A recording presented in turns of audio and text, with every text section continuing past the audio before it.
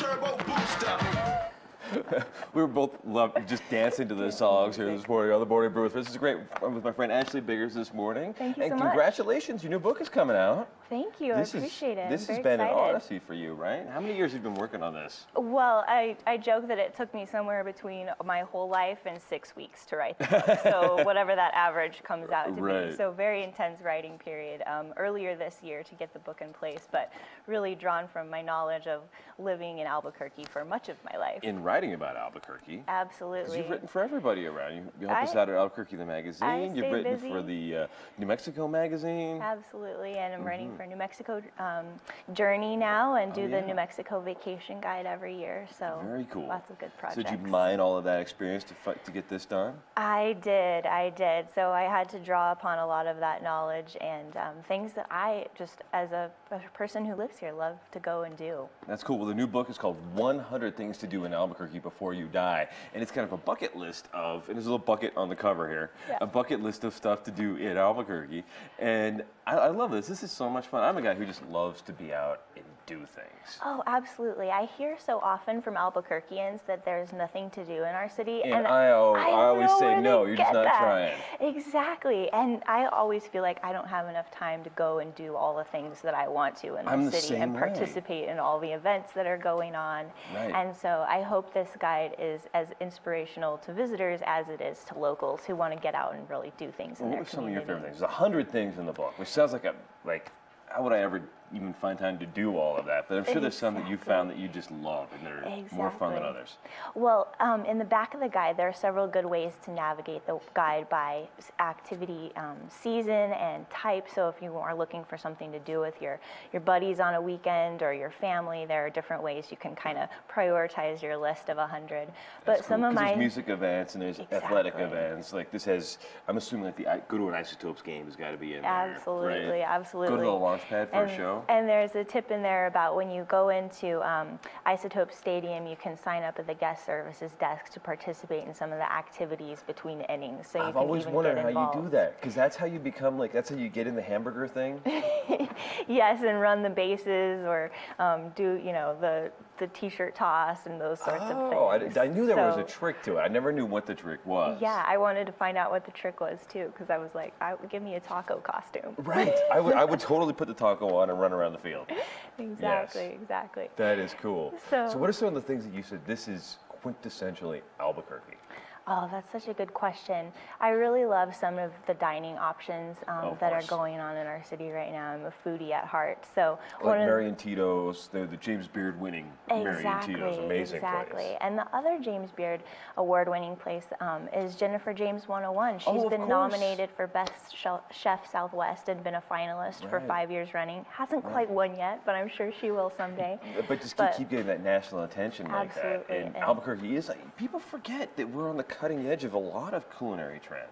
Absolutely. And Jennifer James is one of those that is just like right there, following and really setting the trend with the New York and LA and Chicago chefs. For sure. And what's really neat that actually surprised me, because I had enjoyed Jennifer James 101 several times, but as a fine dining restaurant, it can be a little bit expensive. But they do. It's a special place. It's a special occasion dinner, right? But on Thursday nights, they often do $25 dinners. So you can go and have a 3-course meal. It's a set menu, but based on a certain theme. For example, one of their themes recently was eggs. So they did Eggs Benedict for dinner. But that's cool. For $25, you get to go eat at Jennifer James 101 and have a beautiful dinner. So it's more accessible. So I'm learning all kinds of great stuff. Not only do I know where to go at the Isotopes Park to get in a taco costume, but I know how to eat at Jennifer James. What are the other, are there 98 other tips in the book like that? Absolutely. So my hope is that even for standard things like going to the Albuquerque Museum or going on the tram, that there are insider tips. And there are also some things that I think are a little bit more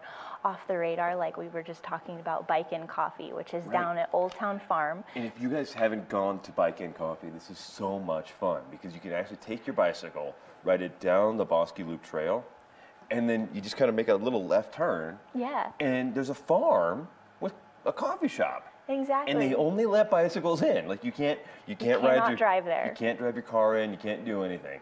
It's only bicycles, and I love that. And then you get to sit and drink your coffee and enjoy your breakfast in the midst of the fields. And the thing that they're kind of known for is the skookie, which is a combination between a scone and a cookie. Right. And it's really light and delicious. And it's perfect dunking in the coffee thing. Absolutely. It is. And they're also taking, they're getting to become known for their brewer's bread. So they're taking spent grain from Ponderosa Brewing Company and turning it into a really hearty bread roll that they serve with their soup and their salads. And so that's, you know, even more local because they're incorporating the local craft beer scene as well. I love that. I love that. So do you have craft beer stuff in the book too? Oh, absolutely. We couldn't do Albuquerque without some craft beer in there You've got as well. 17 breweries now in Albuquerque. It's amazing, and they're opening all the time.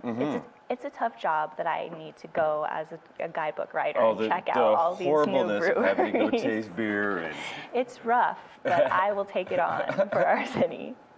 And we've won lots of national awards last year. Marble won a couple great awards last year. The Great American won a Great American Beer Fest award. Like, Absolutely. I will drink the IPA that they won the Great American Gold for all day long. Oh yeah, and I believe it's Bosque Brewing also won a national award for their IPA recently. Right. So I great. tried them. I actually hadn't been there yet, and I tried them at their new spot over by UNM the other day. Great beer, and actually it's a cool little new spot. It is a great spot, and they have a great outdoor patio there. Good people watching when the weather is nice, so it's neat that they opened up on that side of town as well. Right, right. So, what are some of the things that you know that when I have guests in, I need to send them to? Because I know this is great for us locals too, and probably for people who are new to the city to just experience all of it. But I have friends and family that come in from out of town, and they're like, they don't want to sit at home and watch reruns of the Morning Brew. So what do I do? I don't know what's wrong with that.